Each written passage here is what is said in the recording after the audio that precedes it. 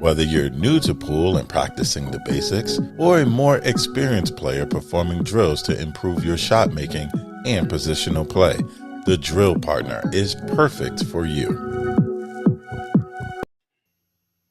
All right. Welcome to this episode of Doggin' It. I'm joined by the two Mikes, Melina Mike and Mike Pinozzo. How you doing, guys? Is this question of the day? No, this is not question of the day. Question of the day is exclusive to our Patreon subscribers. So hit up patreon.com/dogging it if you want the question of the day. This is our weekly update show. We figure no time better than a holiday Monday to come out with the update. And there's quite a bit of good news out there. Interesting things going on. First, let's talk about Soufi. Apparently not a one-hit wonder. You're like the worst at opening and transitions. Why? Like the absolute worst. What do you mean? No, it's a good transition. It's a Monday. The Euro Tour ends on a Monday, and Mohammad Soufi beats FSR in the final. I mean, it's amazing. He beat Neil in the semi-8, then beat FSR in the final 6. And reportedly, FSR did not play his best, but still, for this kid to do that, how impressive is that? Well, I mean, you got every reason in the world to have a letdown after, the World Championship. I mean, Lord knows that's expected. Go look and see if you can find, Omar Al Shaheen since his last, World Championship final that he got second place in. So, and it's very poetic having these two out of all the players that are there end up meeting in that final. That's what quite you remarkable. Would want. That's what you would want for him to come back. Some guys, like you said, would be a little down. Some guys motivate themselves. He used it to motivate himself, and I think that he would have told you before the tournament that if he had a choice, he would love to play FSR in the final. So it couldn't have worked out any better. It's pretty amazing stuff. Well, I mean, to go from the walkover in every round to the Cinderella story to the guy that everybody's rooting for, it's pretty awesome, and he's won a lot of, like, there's a lot of fans here in the U.S. it seems like that are rooting for the guy and love watching his style of play. I think he's great for the game, doesn't waste any time, Mr. Two-Stroke, Soufi, and it's just it's the consistency, the depth of the field, and then just to have everything work out the way it does, where they're on opposite sides and then meet in the final. I mean, you can't write stuff like that, Mike. For a ball banger like myself, I was kind of hoping that it was more of a one-hit wonder, right? Like you could catch lightning in a bottle and just have that tournament where you just play amazing, and all of a sudden you're on the world stage, and maybe you don't belong there, But this guy proves that he's not a one-hit wonder and that he does belong there. I mean, to have results like he's having right now, it's pretty unbelievable. And Melina, I just have to tell you that it makes me a little uncomfortable that you always compare him to Omar Al Shaheen. I don't know why you do that. Well, I mean, it has a tinge of racism in it. I don't know. Where do you start? No, not at all. I mean, besides the fact they're from the same region, that's just an afterthought. And, they have a very similar style of play. Omar does not waste any time. Omar fires the ball in a million miles an hour, and not to mention the fact that, hey, listen, they both lost in a World Championship final. So, well, I'm glad you cleaned that up, okay? Because we're not that type of show. He has the same engaging mannerisms, the same magnetic appeal to the crowd. So there's a lot of similarity there that goes beyond them both, being. And I love Omar. I love rooting for Omar. Omar's a guy. I'm better than Omar's a guy that's real easy to to go and cheer for. Because and not only that, he's kind of similar to Sky in the sense that he's always got a smile on his face, no matter if he's 6-1 down going to 7 or if he's 6-1 up going to 7. He's gonna look the exact same way. Omar is a really great all around player. I feel like from a banking standpoint to a one pocket standpoint, when he's on fire and he's playing his his top gear rotation, Pool's in a much better spot, I feel like, because he like Soufi and like FSR and like these other guys who just are exciting to watch. It's real easy to stay engaged and tuned in when they're on the television screen. Yeah, I caught a post from Niels after that match with Soufi, and he was talking about the fact that he had a fan that I guess kind of walked up in his line of sight and I guess found their seat or whatever. And he kind of stood up and took some time and then got back down, but they didn't adjust the shot clock at all. So he's kind of under the gun that last rack on the one ball. And then he ends up getting out of line and it costs him there. It's not something you typically hear from Neil, so it sounds like it might be a legitimate complaint there. And he was, I believe it was Hill at the time with Soufi. Yeah. But yeah, it was interesting post. Well, Niels talks about his mental game quite a bit. We see it on his sponsored ads and, his training courses that he offers. And I'm sure this is something that he can go back and work on. But a lot like Soufi, Niels is a redemption story in pool as well. He's the guy who is easily thought of as probably the next in line to be the European Mosconi Cup captain. And I don't think he wants any part of it. I think he is still thinking that he can compete and wants to compete. And it's things like this or Jesus, are why he's gonna continue to have relevancy on the European top 15 or 20 players. Well, he's not going to dog it. Well, it had to be said. Niels is a great story. I mean, Niels is still solid as a rock because he's always so fit mentally, and it's a good point you made. If that bothered him, then he does kind of need to go back to his mental preparation and see how to make sure something like that doesn't happen. The thing that I'm interested in, and you guys talked to FSR about this, and he was really what he said was really interesting, and it kind of spills over into this Mohammad Soufi thing, is how confidence, even if you're this far from the top, how that last degree of confidence can turn you from, a contender to unbeatable. I mean, how does that happen? Obviously, that's never happened to me in anything in my life where I got to this one level. I'm like, wow, the switch just flipped and I am just, on cruise. How does that happen with athletes? I don't know. I mean, it's amazing. FSR talks about it from Derby City, how he gets confidence. And it's not like he was unheard of before then. He was always near the final. In Soufi, we talk about him being kind of lightning in a bottle, but the Europeans on the Euro Tour know that he's a really good player, and he's finished second in the Euro Tour before. So he's not, they weren't sleeping on him coming into this. He just hasn't had the impact that he had since the World Championship. So how does that, I mean, as a player, Joey, and you too, Mike, as a little bit of a player, how does that work? How do you guys imagine that works mentally? Well, first of all, I'd say don't sell yourself short, Pinozo, okay? You write great articles. I'm sure you're like in a zone. You're in dead punch writing articles and editing and doing all that you do, okay? So there is a confidence to everything in life. There's a confidence. Like, have you ever noticed, go back years ago when you were dating, right? And when you were long time ago. Hold on. That was a long time ago. Easy, buddy. Hear me out. When you were single, hold on. When you were single, it's almost like there's an aroma of desperation coming off of you and you can't get a date. But then all of a sudden, I could see Mike. All of a sudden you get a girl and now everybody wants to talk to you. And it's because of the way you carry yourself. It's because of your emotion, and good things start to happen. I don't think it's all that much different from pool players. One of the folks that follows us on Patreon, Jennifer Abbott, just made a post today. I don't know if you saw that, Melina, but she was talking about, she heard us talking about the mental attitude. And I guess it was that time when I said that I used to get into matches and kind of trick myself that I was the favorite in the match. And I would tell myself that over and over again, I'm the favorite in the match. I'm the favorite in the match, even if I'm a huge underdog. And I always had better success when I did that to myself, because it's like, what's that old saying? Like, whether you think you can do something or you think you can't, you're right. And for a pool player, once they start believing and kind of make that turn in their mind, like, hey, I can win this, I can do this, and then they actually do it. Well, now that's where Soufi is right now.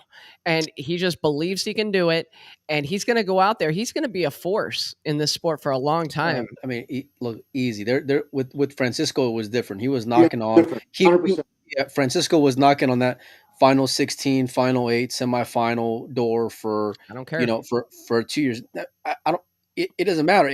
That's just fact. With Soufi, until he has more consistency, it's a great story, but relax on crowning him just yet. That's all I'm going to say. And I love seeing the guy have success and back to back event, or not back to back events, but close to it, where you're in a final with tough Europeans. Obviously, that shows his class and where he can be. But with Francisco, it's very different. Yeah, no, I'm not saying that he's the same player as Francisco. I'm not saying that at all, but I'm saying he is not a one-hit wonder. And in fact, I racked my brain trying to think about when was the last time I remembered something similar in the pool world where somebody just kind of burst on the scene and then followed it up with good results. And the last person I could think of is Sha-Ching Wu, where he wins, what was it, the World 9-ball first? Right. And then he wins another world championship not long after that. And it's like, man, okay, when he did it the first time, it was like, okay, he's a great player, but maybe he had a easy draw or maybe some rolls went his way. But then when you do it twice, and Soufi, I think he's in that spot now, not saying he's a world champion by any means, but he's in a position right now to play his best pool. His mind's in the right place. And you can't argue with those last couple of results. I mean, you talked about confidence, and that kid's got to be bursting at the seams when it comes to it, right? Yeah. At least right now, he doesn't. He literally every round, at least through the final, 64 players, we all picked against him. Thought he was that walk in the park for the player that he was playing against. So his confidence just got to be sky high, and he's going to continue to have that whenever he plays on any of these international events. The guy's going to get a lot more opportunities because of his success and because of his style of play, let alone the fact that he's got a great story to match with it. But with the one thing about Francisco that makes it, more incredible is that there's a ton of killers. And I don't mean that with any pun intended, but think about Josh, think about Federer, think about, if you want to throw Jason or Shane or whoever in that mix, right? There's guys that we put in that A1 of A1 spots, in pool. And that guy seems to be, at the very, very top. Similar, not, I mean, Albin, we crowned Albin and all of his success, and rightfully so. This is like, okay, I'm gonna one up you here with all the success that Francisco have. And I mean, it's absolutely ridiculous. So do we know anything about his intent and or ability to travel internationally to any of these events coming up? We've been trying to get him on. Sam was supposed to get him on sometime this weekend, and then it kind of fell through. But we're going to try to shoot for the next 2 days. So if it's not, and with the time difference, it'll have to be early in the morning. So we intend to ask him as much, whatever we can. Yeah, and purely, he's not listed in Las Vegas for either. No, he's not. He won't be playing that. Purely speculating here, the discussion around the World Championship was that he didn't have a lot of money. It was tough for him to get to training, all of these different things, which, winning $30,000 and, safe to say right now that even if he didn't have the money, he'd get the backers. So, but international travel for a Syrian refugee to fly to the U.S. to get a visa to come in, to be able to go to and from it, that's a whole different story. And that's not even asking whether he has any intention of doing this. So I'm just curious. It'll be great to find out. I hope you guys get him on the show, Well, your ass will be up early in the morning, Mike, if we do. you can believe that. No, I messaged Sam that there's like a 9-hour time difference, and I think Soufi's like an hour and a half behind Sam or 2 hours behind Sam. So we're gonna, and Sam will help translate for us. Well, I mean, now he's in Estonia, so at least I think in Germany he was 2 hours back from where Sam was at, who will be helping us out with it. So we're gonna try to get him on. It's just and now is an even better time, because in my head I was already thinking, you know what, that World Championship's already a thing in the past, kind of, with all due respect, and then he follows it up with this win. It's even more reason to have him on, and I'm excited for it. I want to know his story, man. He's a fun guy. Amazing stuff. Yeah, and guys, we see you in the chat. Thanks for contributing. We're going to talk about Shane and Tony a little later in the show. Obviously, they have a big one-pocket match going on right now, but we're talking about Soufi and traveling. So how about this for a segue? Let's talk about some potential travel issues, or actual travel issues. How do you like that, Melina? There you go, buddy. Right. My guy hits the game winner right there. There we go. Out of the park. That was the winning transition right there. We're going to start calling you Mr. So obviously, transition. Yeah, we saw the posts from the fillers about their challenges in getting to the Premier League pool from the Las Vegas Open and the World 10 Ball. And I want to talk about a little bit because Yeah. as pool gets more ripe with additional tournaments and opportunities for players, these travel issues are not going to go away until we get some kind of coordination between the big entities that are throwing events. So 100%. curious to get your thoughts. I feel like, they number one, it's these late additions that are the biggest problem, right? These, Yeah. it's the scheduling of Matchroom putting on these events, within, and I say last minute, but listen, anything outside of 3 months notice is kind of crazy right now with everyone and even at 3 months, it's still going to be real snug, right? There has to be some time for these guys to plan out a schedule, to cherry pick what events they want to go to. Not just, I mean, look, we saw Francisco give up what was his best win up until that point for the sake of playing in a world championship. Like, and Smart move for him. I mean, in hindsight, it was right, but like Yeah. that guy had a chance to see his banner get raised up there with the greats of pool. His That's something. misspelled banner. Well, I mean, be that as it may, but it's like, that's the kind of choices that guys are having to make right now because of the scheduling conflict. And I remember me and Joey, we talked about, I think it was in our Patreon, about, well, maybe they're saving fillers for, one of the last, few wild card spots when it comes to that event. And then come to find out that, he just said it's not going to work. And I'm shocked because he would have easily been a top 3, favorite to win that event. He won it last year, right? Yeah. And No, I think it was Albin. Albin won, didn't he, Mike? PLP last year, I thought Albin went back to back. I'm pretty sure Albin won the first two, the CLP and the PLP. Stand by. I'll search it up. I thought Josh won last year. But anyways, here's my take on it, is that you're right. This is on the promoters. I mean, let's call a spade a spade. Matchroom put out the dates for this 3 weeks before the tournament. Yeah. When we were at the Moscone Cup in December, they had it listed. They were in a big rush to get out their 2023 calendar and all these events. TBD. Well, they had the PLP listed in June. Oh, did they? They had it listed in June, and not so. And I'm not saying that they pulled an end run. They got caught in a situation where they just guessed on June and they guessed wrong, and Sky Sports only had a window here, or they could only get a venue here, or whatever the case is. But yeah, 3 weeks ahead of an event. Sorry, I'm not surprised that Josh and Pia had their travel plans already locked in, paid for, and whatever, and they were going back to Germany on this day. And now you're expecting me to be at this tournament that day. It's not going to happen. I mean, especially for how grueling Vegas is going to be. I mean, when does it start? Tomorrow or the next day? Like 2 days away, something like Wednesday. that. Starts Wednesday. It's a long event. Yeah, that's brutal out there in Vegas. It's bookended by the two professional events. And so that's the other thing too. You can't get away with, unless you're going to skip one of those professional events, you can't get away with staying any less than 9 or 10 days out there. Right? Nobody's skipping a World Tim Ball, right? Exactly. And the pros want to get there to basically have a chance to, win more money by winning the Las Vegas Open.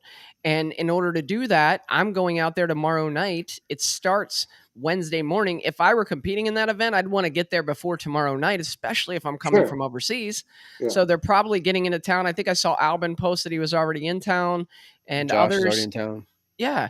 So, I mean, they have to get in town early to acclimate to the time zone and everything else. So, yeah. And this kind of answers a question that we brought up the other day when we looked at the field and we said, hey, there's some big names missing from this field. And we were kind of wondering, is that intentional? And Emily put out the post about how we're going to highlight different players in this event than we would the World Master or the Masters. It seems kind of saving face now in hindsight. Yeah. Now that we see that Josh would have played in it, 100%. But he didn't play in it because of the travel issues. Maybe it is more so that players couldn't get there. Okay. Well, I mean, why wasn't Sky on the list? You don't think? What do you mean in the PLP? Yeah. I mean, I'm gonna guess they may not be, and I'm just assuming here, and I mean this with all due. Go for it. I mean this with all due respect, because I love Sky, and Lord knows I got kids, and I get it, but he may not be in their best graces right now after what happened with the World Championship. And again, I'm just saying it completely. I'm just assuming here. I know how people can be, and I'm not mentioning any names. People can I be knew you were gonna go there, and here's how I want to follow that up. Derby City was a matchroom ranking event, right, right? right. And it cost him the match thing. Filler is skipping a matchroom event for a Predator event for the World 10 Ball. Where does that put Josh going forward? Do you think there's any? And I'm not Well, accusing anybody of anything. I'm we just ain't saying. never getting invited back to a matchroom event after this segment, Thanks, Well, boys. I can thanks, tell. Minozo. well, no, but here's it's barroom, it's barstool sports Right. conversation. Okay, if you know, is it impossible to think that there's prices to be paid going forward if you skip one promoter's event for another? You know, if I'm one of those promoters, I'm not going to come down heavy-handed. Maybe, but is it in the back of my head? 100%. Look, So, and what I'm driving at is that this has to get cleaned up for everyone's best interest, right? We've talked before. We've talked a million times about: is it possible at some point in the future that the WPA or someone can sit in the middle of these great promoters who are doing so many great things for pool and say, let's not kill each other trying to Shorty prove dancer. who's the top dog, and let's work together to make this happen. It's not that hard. Yeah, You and know, it's I just want to say I don't like in no way am I saying that Sky should be punished in any kind of way for what happened. You know, he wanted to get home in a I don't window to think he see is. but hang we out. don't know Yeah, that he yeah. was. No. But I'm just I saying don't because know because I don't want my comment I to be just knew taken. he would Yeah, go there. yeah. Like I want to make sure I'm clear about that because he made every effort that he could to get there. Yeah, Like within reason, right? And you Yeah. can't fade Mother Nature, and no one's gonna be upset with the fact that you want to spend time with your son. I get it, and me of all people, I get it because I miss my girls every single day that I'm away from them. So I understand, and you everyone's gonna say the right thing, Mike, when it comes to in public. of I course. don't think that even in the situation with Josh, him coming out and saying it the way that he did doesn't necessarily look as great. The fact of the matter is, it was a few weeks out. They're on the other side of the world right now. So it's very tight. Can you blame them for it? No, but No. it's different when you're the Skies and the Joshes. Let me tell you something, boys. They're probably two of the top four players that Matchroom promotes. That they market and showcase from a talent standpoint, a personality standpoint, an excitement standpoint. They're the ones that they push. So of course they're going to want them at their, no pun intended, but premier events. You know. So, but Yeah, on the other hand, I do love the fact that some of these guys are getting a shot to become stars and put their footprint where they maybe wouldn't have otherwise gotten an opportunity. Because right now yeah, it's all the big boys and then everybody else. I like the post because it's going to take players of the caliber of Josh Filler pointing out the fact that, hey, this calendar is just way too tight for there to be changes, right? It'll just continue happening the way it's happening if these big name players bend over backwards and, are getting off an airplane and playing pool with jet lag. If they don't take a stand and say, hey, this scheduling is ridiculous. We're doing the best we can. We already have plans to attend this event and we couldn't make that event. It's just the way yeah. it is. And The look, more that happens and the more you have a tournament where, Sky or Shane or Josh or Jason can't make it, the more the fans are going to be like, wow, it kind of sucks. We really wanted to see Josh Filler in PLP. I mean, it's as much as the U.S. fans kind of, get upset about Josh Filler and his antics at the Mosconi Cup. Everybody can admit he's one of the best players in the world, and you want to see him play. I want to see him anytime. If I go to an event, I want to know that he's there. Yeah, you want to see the best players, and Josh is a top 5 talent, without a doubt. And listen, we've seen guys where they make decisions based off of their own, what works best for them. We saw it last year with the European Open and the Canadian Open before it ended up being, canceled, where guys were, decided where they wanted to go. I don't think anyone's going to miss a world championship. We saw that, with Francisco. We're seeing it now with Josh. They make decisions what works best for them. The short notice is just rough right now. I think as time goes on, like all this pissing and moaning that's going on, and rightfully so, but it'll start to even itself out. It'll start to balance out. But Mike's also right in the sense that, you know, there's got to be some there's got to be some give and take here. You know, we know that Matchroom is not going to be under the WPA, you know, restrictions and guidelines when it comes to a calendar. That pretty much gives them free will to do what they want when they want, and you don't really have to respect anyone's dates. You know, Look, and I see a the lot of players. similarities. I see a lot of similarities with the Live Golf Tour and the PGA. We brought it up before, and we could be in for a scenario like that down the road where it's like, okay, you want to play in predator events, you only play in predator events. And You see, know, that hurts everybody, and that's what I don't want to see happen. I don't want to see guns put to anyone's head. I don't want to see one win and one lose. I don't want to see it set up that way so that someone's going to win and someone's going to lose. Because Yeah, then but you know people can be we petty, all lose. Mike. I mean, you know people can and listen, I we've seen understand, but I think that public and industry pressure and player pressure could get these promoters to be a little more realistic and a little more less at each other's throat if that's what's driving decisions. If that's not what's driving decisions, then we got to figure out what the problem is with the decisions that are being made and figure out how to straighten that out. Right? right, but you know they're not, nobody's gonna come out and say, "Hey, listen, we're doing it to try to squeeze that other one out," or you know, we're gonna try to throw some shade on their on their Realistically, event. I don't buy that argument anyway. So I'm not even that worried Yeah, about that. but I like I don't mean, think. just in general though, you know, they're not. That's not how they're gonna go and phrase it to anyone. So like, if you call them out, you're just gonna call them out on their BS, but it's gonna be an assumption because they're gonna say you know the right thing to say publicly. yeah. Right, but when you're not calling them out as much as saying we got to get. Can we work together and get this straightened out? Do I you mean, think they can, Mike? someone posted in here. Matchroom changes dates of tournaments to put pressure on other promoters. You know who lost in both of these events? Matchroom. So please don't tell me that that's what they did on purpose. I'm not buying it. What for Well, the who's suffered so far by these scheduling things? Matchroom suffered because Sky wasn't at the World Championship. Matchroom suffering because Filler's not going to be at the PLP. So how is it that they're putting a squeeze on other promoters by well, yeah, changing but they weren't anticipating that to happen though.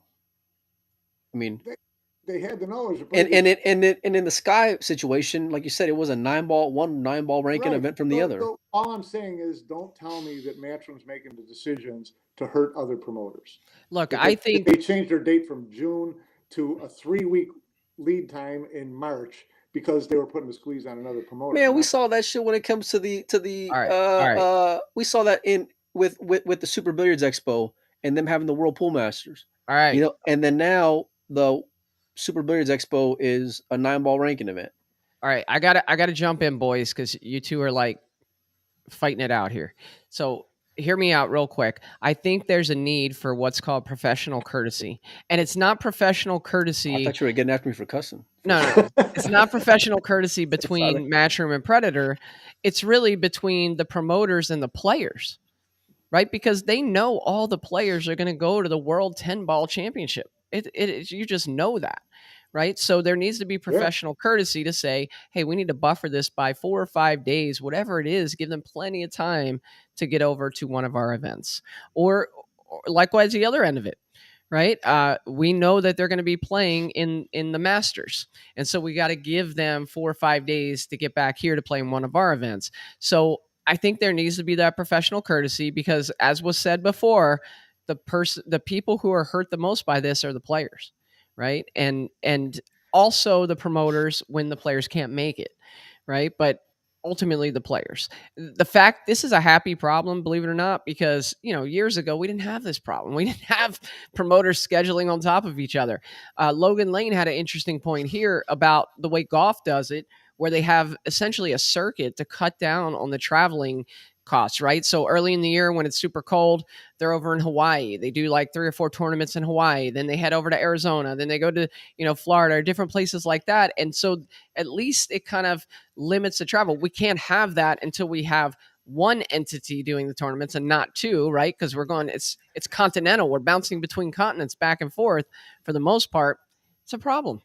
So hopefully one day there will be that professional courtesy, at least as a starting point, and then secondly, maybe a full scale like understanding between the two bodies. I mean, the fact is that there's one. I mean, and I'm not calling anyone out. I'm just saying facts here. There's hard dates for predator events right now, and then there's dates that are happening, 3 weeks out on matchroom events right now for which is crazy. whatever the reason is, and I'm sure they're valid in their positions, but it doesn't change the fact that's the window that's going on right now. Which, like, I just want to say is crazy because of the quality of their production that they can pull it off that quickly. Like, you would think they would have 6 months or 8 months to really prepare and plan for these events. I mean, that's just when they announce it, though, Joe. I'd imagine they probably know it a little bit. Yeah, but I'm at least still. gotta. Yeah. I'm just saying, a lot of parts come together to make it great at the last minute. It's amazing. There are predator events that are still kind of like to be determined, whatever. They've done this before too. So a lot of times it's, with Matchroom, a lot of it comes down to, they've got a lot of partners that they've got to, address, partners within their own, business model with all the other events and all the other divisions they have in the company. They've got, Sky Sports, which is going to tell them when they can be on and when they can't be on. Right. Like that. So of course, some issues, it's not just this willy-nilly, we'll do it when we want to and everybody's going to come, because they're finding out that's not going to happen. So they're not just hitting Facebook Live. I mean, you're not Stan the streamer, okay? No, yeah. And that's what I meant with my comment. Like, I'm sure they got their reasons, and it worked. But I feel like, and maybe I'm just being optimistic here, but I feel like as these things happen, they're gonna force themselves to, when they start going forward, they're gonna have to be more aware, because they don't want to lose their top tier talent. Neither one of them does. No. Neither one of them want to lose these box office players that are missing events. And for the most part, listen, in all reality, we're talking about two guys in two events. So no, it's not an epidemic, but right. It's early in the year. It is, Mike. Players in two big events, and you look at it and you say, this isn't going to be the last time that we see this happening. Yeah, I mean, you're going to see players make choices, because they're not all going to be able to travel, all across the world. They're going to get tired. They're going to have to pick, make some health choices and business choices, and you're going to see which ones they actually, are wanting to attend versus are, well, I'm in the area, I'll stop by and play. Yeah, it's like Raymond just said in the chat. Like, they're going to make choices the same way the players did about not going to Derby City, right? The interesting part about that is Derby City was a Matchroom points ranking event, a major Matchroom. Yeah, not a major. No, but hey, look, we've kind of beat this one. We kind of beat a dead horse here with this one, and we kind of put Matchroom on the hot seat a little bit. It seems like we'll probably never get invited to one of their events again. So why don't we just stay on the roll here and talk about the DAZN price increase? That for a lot of people, they were posting online that their price was going up something incredible, like 225%. So they were going from having to pay $100 a year to paying $225 a year or something like that. Right. And that's really the only game in town for us in the United States to be able to watch these Matchroom events. So curious, especially Panozzo, because I know you know a lot of the ins and outs of how all that works with Sky Sports and DAZN and Matchroom's relationship there. Just curious to get your thoughts on it. It's not, I mean, I've said before, and I'll say again, pool fans, will have no impact on whether or not Matchroom Pool is on DAZN. DAZN made a $1 billion deal, whatever, with Matchroom, basically for their boxing programming. And part of that deal is all these other Matchroom events, end up into DAZN. That's who they've got to distribute through in these countries like the U.S. So, I don't think, if you asked Emily and she told you, in her heart of hearts, that DAZN is her first choice for a distribution partner, in the U.S. for pool programming. But that's who they're stuck with. Pool is not going to call the shots at Matchroom on whether or not DAZN is the distribution network. So we just have to live with it. Are you going to pay for it or not? it really comes down to being that easy to me. Yeah, but I get inflation and all, but a Well, 225% increase. that's a DAZN problem that if you follow boxing, they talk about it all. Okay, DAZN said they were going to get into this. It was going to be subscription. They were never, they were eliminating pay per view. Well, DAZN just got into pay per view. Now so to me, it sounds like a company that's you know overspent and needs revenue. I don't know. Call So me some crazy, people but are commenting that it's that they paid $149 on February 2nd. I think it might be just the people renewing that had already renewed or had an yeah, account and was paying $100 a month. I think now they got bumped up to 225. I'm not yeah. sure because I renew in like November, December, and I don't remember it being that high. It was probably 149 for me Yeah, you too. kind of got grandfathered in. I was grandfathered in because I had it early, and I was on $100 a year, right? And then, but if you subscribe new Mike and still's got one of those old Nokia cell phones, yeah, it's with it's Flip phone. no, he no, not even that one. Mike's phone Flip was the one. Mike's one was the I got the one like original. this. I got the original DAZN rabbit ears. pull the Yeah, little yeah, yeah. And but if you subscribe new in the past like 8-9 months, I think it was up to 150, and now it's jumping to 225 going forward from March 1st. We So that's a huge jump, and to me it's a little concerning about the zone's business model. More, I'm not worried about the future of pool because it's not going to be reliant on the zone, but it's just an interesting business, you know, dynamic with what's going on well, at the and zone, and they've had issues. we're having to pay the price. Yeah, and they've had issues. And I saw it recently with Derby City, with the streaming from Derby City, where they were issues, and what it cost is someone who we know very closely has a group with a lot of followers, and they basically took their stream and put it up in their group, and they didn't feel guilty about it because they were like, look, people paid all this money and the product wasn't delivered the way it was agreed upon. Then they shut down his account. It was this whole big thing. And so I think what you're going to find is more people that are going to see the price of this and they're going to say, "Hey, I'm going to find a way to get a VPN or do this illegally and try to Right. access it," which is just going to hurt the game overall. Yeah. Melina's speechless. no, no, no. I like Joey. I like Joey being hot. I think you get being it fired up. bootleg. Melina gets Being it bootleg. That's why he's not listen, saying anything. I paid the $100 and I thought He it didn't was pay I thought it was a steal.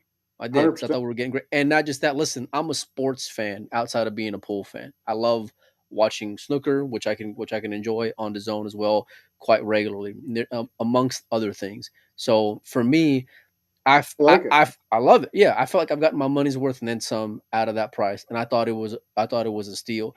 Now Matchroom's gone from what was it, like 3 events when we first signed up for this to what, like It's true. 9 events or 8 events, whatever it is. So Right. if you're gonna tell me that they're almost tripling the amount of events, but then I'm doubling what I'm paying, a little more than doubling, I'm still gonna buy. That's just me. Now, do I love having issues when I'm watching? Hell no, nobody does. But here's, and you bring up Derby City. I'm gonna say this, okay?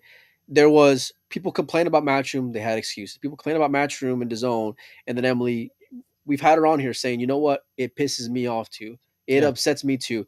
I'm gonna go back to them. I'm gonna go and make sure that my voice is being said too. And you can see the frustration and her being annoyed with it. The difference is that she's taking responsibility for. Now she can't handle refunds and things like that. Stuff like that you got to go through the zone. Then you have Derby, where they're like, nah, you know what? Everything was fine. Everything was good. Nah, we ain't giving a dime back, boy. Sorry about that. And they just got their head under their sand with the subpar product. And mind you, for those 8 days when you had one match going, oh, not one match, excuse me, when you had one table going on, when they have 100 in the room, right? You're paying $80 just for that thing. Yeah. So you mean to tell me that you're not getting your money's worth when it comes to the zone? I beg to differ. Listen, I'm not going to tell anybody how to spend their money. Whatever they feel like they want to spend $25 on when it comes to pool to watch, go spend it. If the European Open ain't your thing, don't watch it. If the UK Open ain't your thing, go watch it. Hopefully you watch during the Mosconi Cup. Hopefully you watch during the US Open. They usually have a ton of great pool, a lot of great matches. It's long days, especially as it gets tighter. Listen, we've seen event after event with great stories, going back to the World Championship last year with Shane's run, to the Soufi run, like how we started this whole show off. You don't get to watch those great matches unless you're signed up for those programs. So for me, I'm going to continue to, but I understand where people may not want to or can't afford it, and I'm not going to judge you for it. But at the same time, I just hate giving people excuse to like go and complain even more. We get it. Well, It's look, like nobody enjoys it. Nobody we enjoys argued paying more about money. this on the question of the day, Mike, and I thought about it, and I don't like anything. Look, my car insurance has gone up year after year after year, and I'm not getting in accidents. I'm not making claims. I don't like that. Nobody likes that. And but we can live with a little bit of inflation. We can live with it where something goes up from $100 to $125. Nobody's really going to complain. But if it goes up to $225, that's an issue. But on the other side of it, because you took a different stance than I thought you would, you took the stance of shut up and just pay it because you get a lot of value out of it. I looked at it, and No, you're right. I Hold on, specifically said I'm not going to tell anyone how to pay, and you're saying I said no. bro. I didn't say it like that. All right, whatever. I don't mean to put words in your mouth.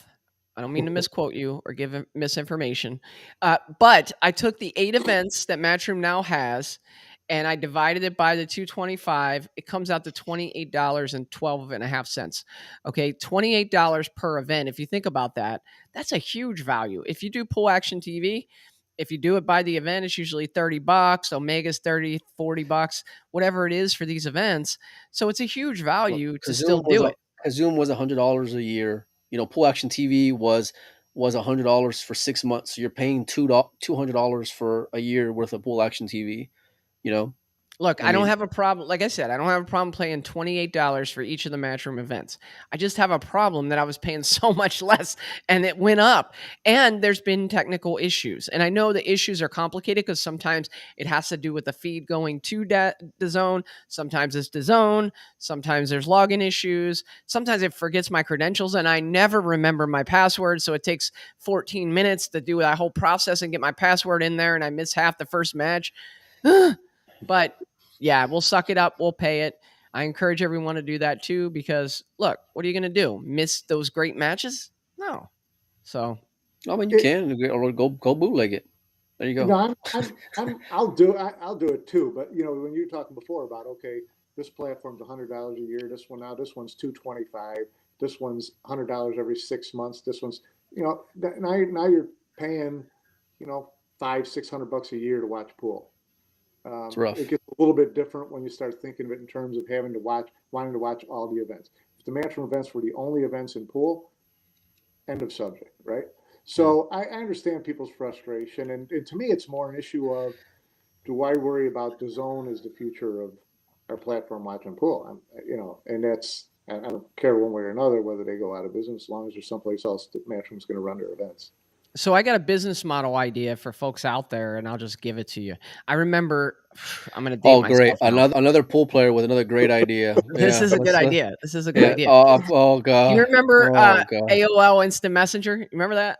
And then Yahoo Messenger, and then all those messengers came out. Well, then I found this software that I bought that was super cheap, but it allowed you to message across all those platforms. So it was just one messenger, right? Mike, you probably don't know. Melina's like, I have no idea what he's talking about. What's Instant Messenger? But anyway, it happened years ago, decades ago, maybe.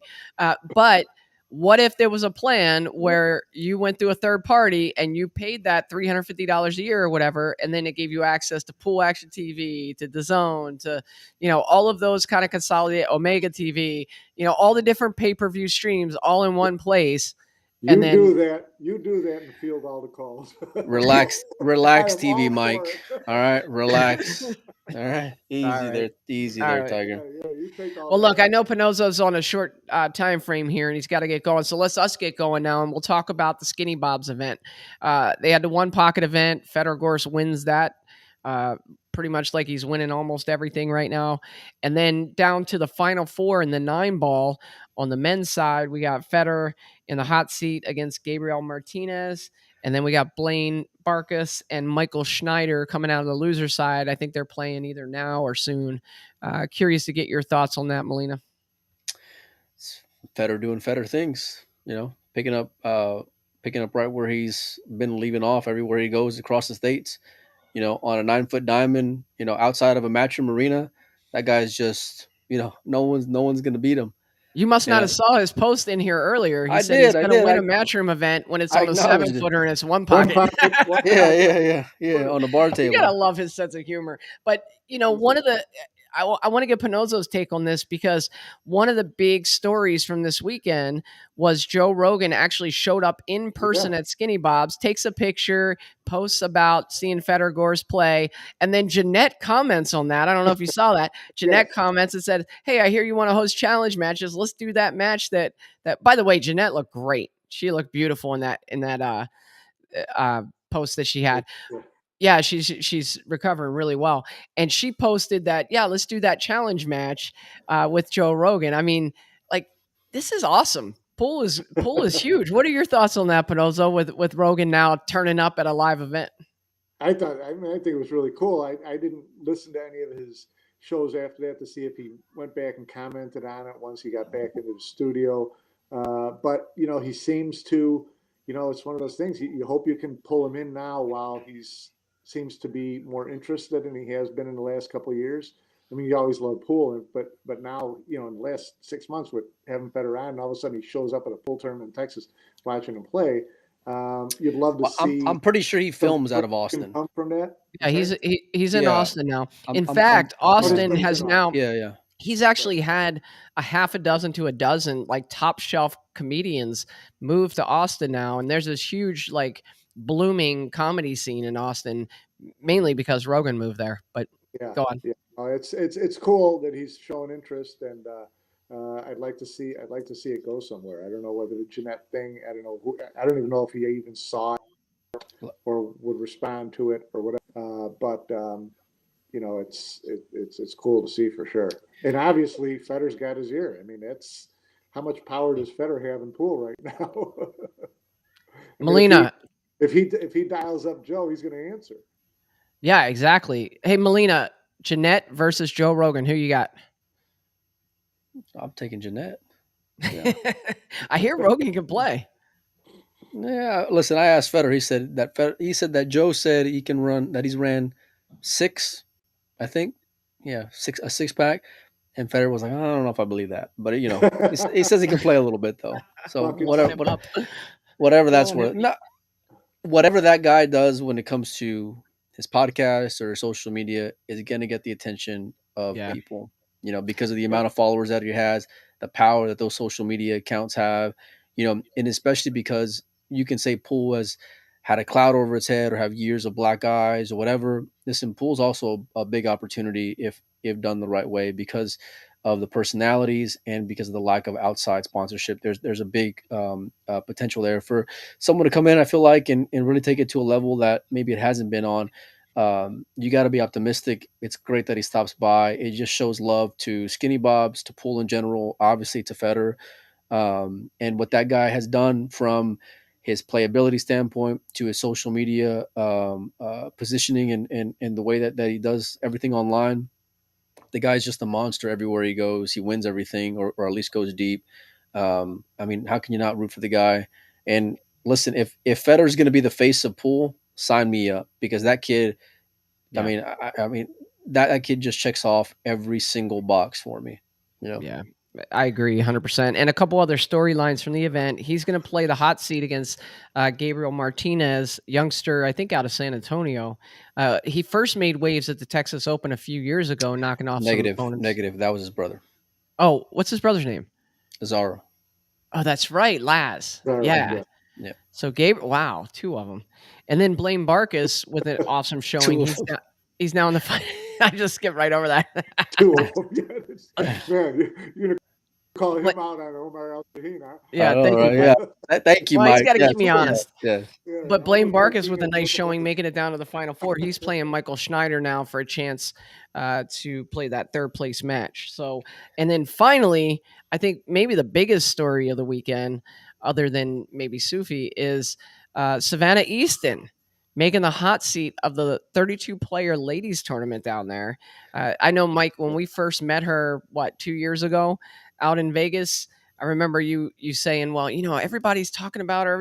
She hasn't won anything yet. I don't know if we need to blow it up into this big thing. And then we met her and her personality was infectious and she just has this passion for the game. and she's being guided the right way by her parents. And it's just fun kind of getting to know her and follow her journey, but still not really snapping off big, huge events, especially against adults, right? And here she's now in the hot seat of this event. I think they And played she, the final. I think she lost in the final. what? I think. I could be wrong. Someone online correct me if I'm. Joey, you're just on fire, putting words in my But mouth, buddy, by anyways, the way. Dogging but it. it I mean, doesn't. You know, it just doesn't matter. I That mean, that did happen, Melina. That did happen. she just turned 13. It's crazy. She's amazing. Her dedication and her competitiveness and all that stuff. You know, this is not going to slow her up. Okay. So yes, apparently we were a little behind there.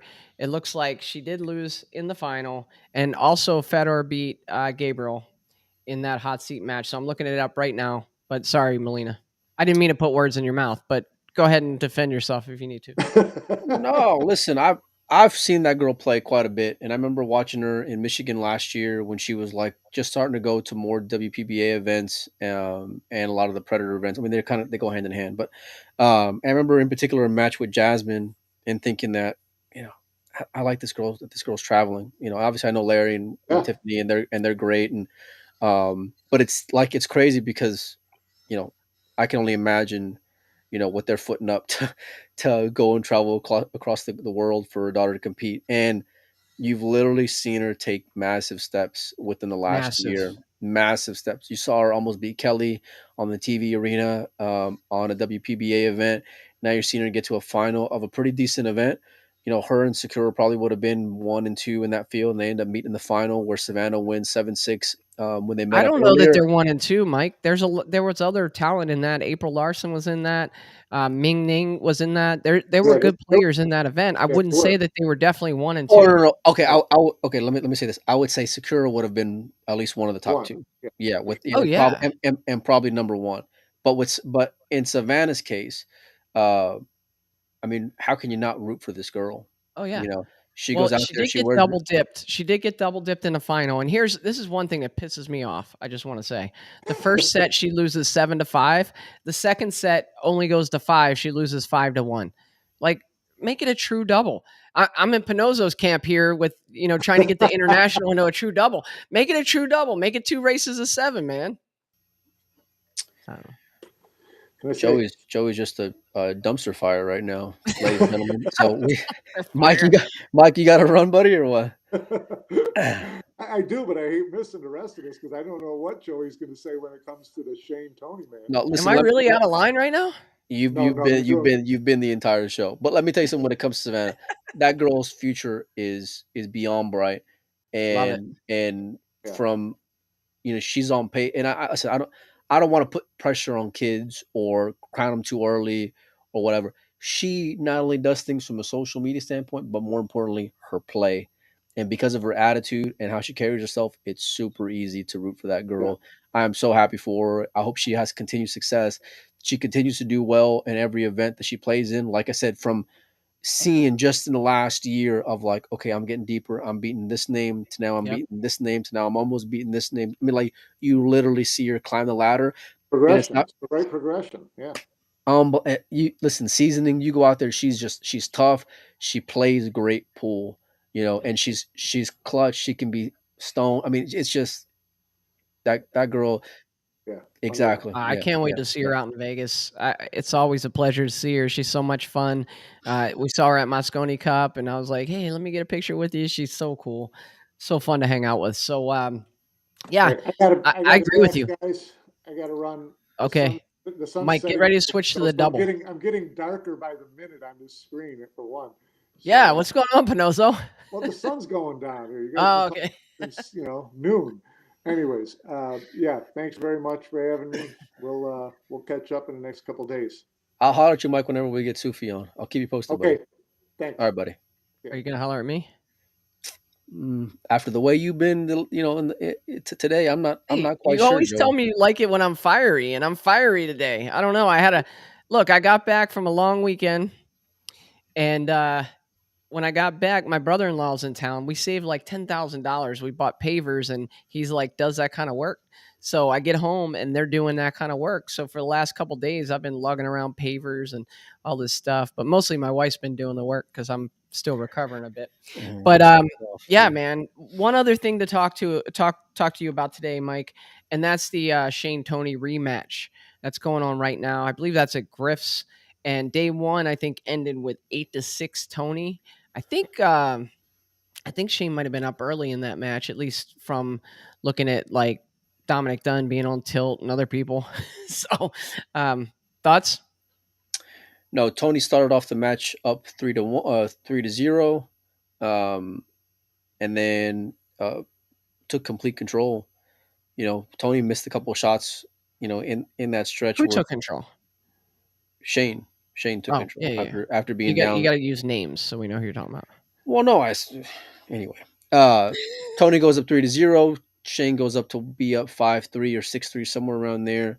And Tony let him in, similar to what Shane did early on. Shane missed a couple of banks that you don't see him miss, and then Tony capitalized. But Tony put pressure on him. The one thing that surprised me, to an extent, is that Tony just held it together really well, even when he found himself losing, I think 5 or 6 games in a row.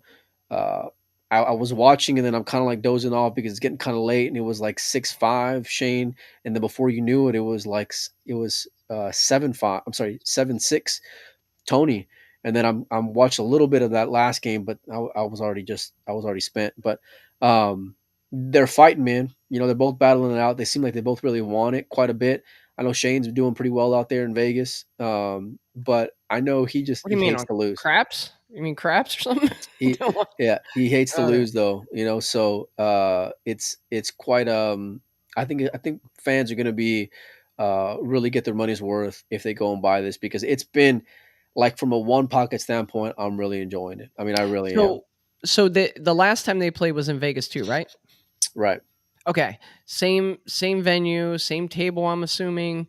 Um, so it seems like this time a lot of the action, maybe that before was on Shane, has now switched over to Tony. At least some common friends we have, initially like Shane in the first matchup, now like Tony. What do you think kind of led to that change of heart for some of these people? Uh, Considering the fact that Shane won the first one, why would someone switch up now and like Tony? Like, what's the upside here on Tony? I mean, people dogged on Tony when he made his post saying, hey, if the bet was more, or if I would have known before 2 days ahead of time, I would have been more engaged. And listen, it's no secret Tony can check out, and Tony does not. It may sound a little ridiculous, but 10 or 20,000 just ain't gonna get Tony up. It just isn't. So Me either. if the bet's juicy enough, Tony will. Tony took a lot on the rail.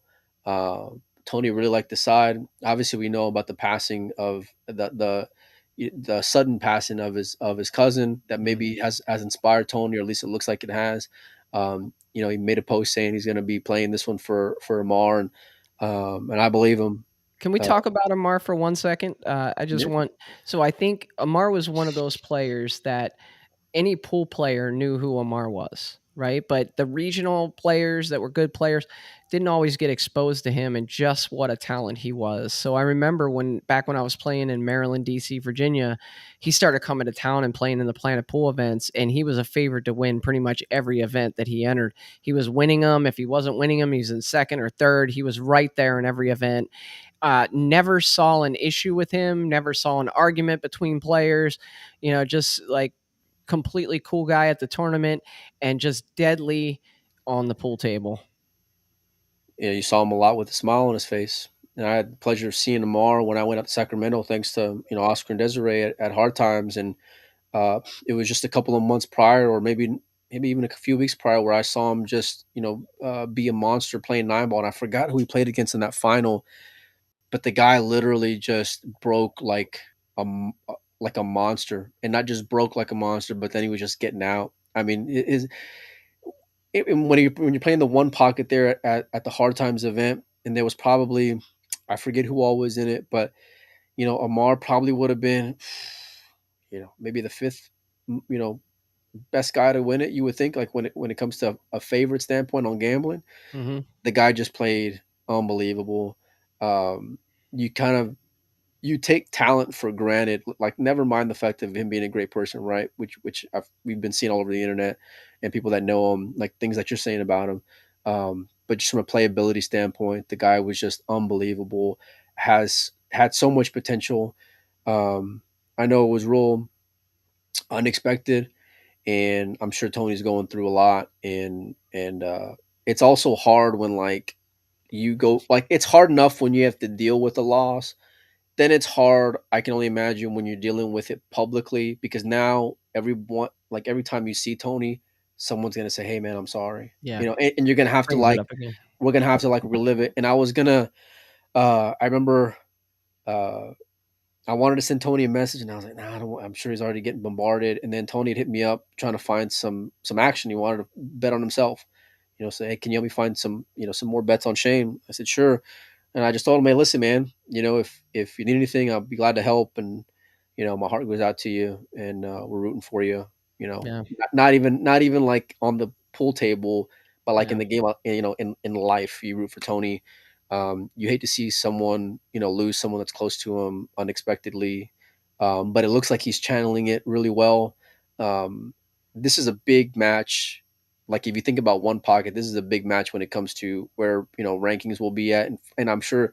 Listen, I'm sure none of these players give a shit about it, right? But, like, when people go and talk about legacies and things, this is a match that people are going to be or a rivalry rather, that people are going to be remembering. oh yeah, And listen, everyone puts Tony at 2. If Shane beats him twice, you're gonna have to put Shane at number 2 yeah. when it comes to rankings. And Uh, we're really overdue for a one pocket power ranking video. So let's commit to doing that in March, Melina. It's a great time. Derby City ended. We had some interesting results from there. Now we've had this Texas tournament that Federer won. And I believe he finished second to Roberto in the tournament before in one pocket. Now we have Shane and Tony matching up you're gonna again. have to put Roberto up there. I know. I was a guy saying Roberto ain't beat Chip. Roberto hasn't beat Scott. Listen, I'm putting Roberto right behind, probably in that top 4 right now. Well, let me see: Alex, Shane, Tony, Federer. Probably Roberto's in that 5th spot for me. Oh, he's definitely in the top five, Yeah, I think. yeah, within the top 5 So for sure. yeah. So we're gonna have to do that. By the way, the first time we did it, who was it? Me, you, Mike Davis, and Oscar. Oscar, I And the think, yeah. second time we did it, we brought Jeremy Scott Jones and Frost Scott and Frost. Jeremy Jones. Yeah. So curious to hear from you guys out there when we do the next One Pocket Power Ranking. Who would you like to see on the show to talk about their top 15 or so One Pocket players? I think we did 15 to 20. We usually do a few honorable mentions after 15, but really, I think the top 10 is going to be super interesting because from the first one we did to the second one, wasn't a whole lot of change. Now there's a lot of change. I think there's going to be I mean, a lot. you're gonna put Sky up there. You're gonna put Shane. You're gonna obviously put Federer. There's so many guys that you can go and speak about now, and it's like, wow, that guy's actually playing really great one pocket these days. Mhm. So, um, Josh, I like yeah, I mean, we listen, left Josh. him off the first one. He was an afterthought, and he had already beat Tony at the basement. So Roy's basement. So Well, I mean, he beat Tony for whatever that's worth out there at the Derby. I mean, no, yeah, I know it wasn't the biggest of bets, but you know, uh, he did win out there, so you're going to have to include him to some extent, in the power rankings. But I feel like it's a lot more up for debate than what it was. Let's say like a year ago. I mean, even 2 years ago, it was everyone's top 5 was pretty much the exact same. Maybe number 5 was a hair different, but yeah, everybody knew where everybody kind of ranked. I feel like you have a legitimate argument from the number 1 spot, because you know Alex, for as great as he is and given Tony weight the last time they played, he hasn't won a tournament in quite some time. So it depends on how much weight you're going to give that versus gambling. Like I said, I'm still in the camp that says if you want to be number 1, you got to go and beat Alex playing in a big match. But I tell you what, does he want to play Federer right now? I think he does, but you better watch out what you ask for. Because Federer looks like he's like, for me, hungry, not hell no. That boy ain't hungry. He's fed really well because he's got good money, and he's had a lot of success. It ain't about being hungry. It's about I'm hungry number for one. wins, son, not food. I'm about no. I'm about no. I'm he's he's showing you he's number one by how he's playing. And I think from watching him, and I think we're going to get Tony and Federer pretty soon. I don't know that, I don't know that at all. I'm just assuming, but I think we're going to get it soon. And I like the kid, and I would probably like the kid against Alex too. That's how great that he's playing right now. And but Really, you would bet on Federer versus Alex in one pocket. I would bet on Federer. I would bet on Federer against anyone playing one pocket right now. Anyone. And listen, I'm not going to include Dennis or Bustamante in the power rankings for me because they haven't been here. They're not here right now. But if it's for me, I would bet on Federer right now. Somebody clip this and send it to Peggy Lion. Get it in his. Alex said he wants to play. Alex said he wants to play him, and I want to see him play. And I love Alex. I love Federer. They're both good friends of the show and good friends of mine. I like both of them equally. But from what I've seen, the precision that kid has and the execution, I don't. And never mind the fact the guy can bank from anywhere, right? And then you include his 8-and-out ability. Yeah, the guy is as sharp as anything.